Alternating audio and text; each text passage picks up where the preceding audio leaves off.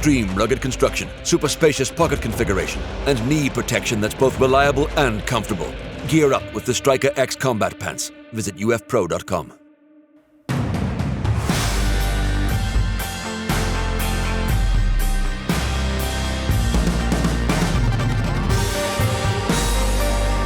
Hello dog lovers! In today's video we're going to talk about a dog's IFAK. Let's start with our basic trauma setup. In my kit I have a cat tourniquet,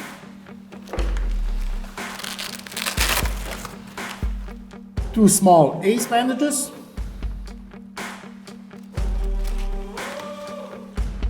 a combat gauze,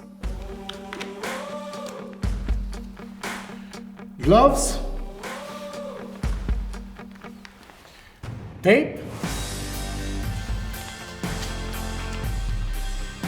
a thermometer,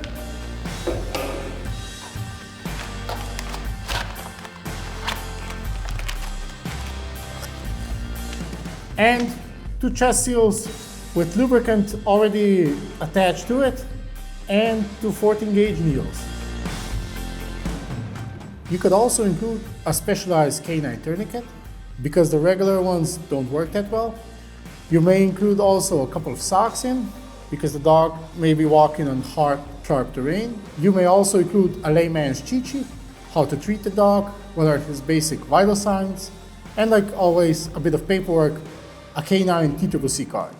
Nothing wrong with having only this in your setup kit, but I would just like to give you some food for thought.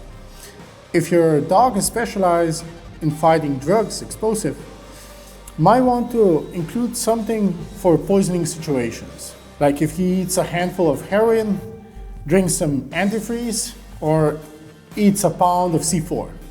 You might want to have some charcoal, atropine, or Narcan available in your IFAK kit, and a cheat sheet how to deal with poisoning situations.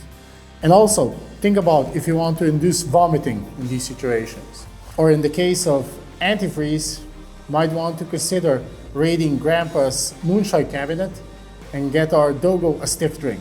Ethanol helps. Or in case of the dog eating a bag of weed, well, prepare your chocolate cookies. Friend told me.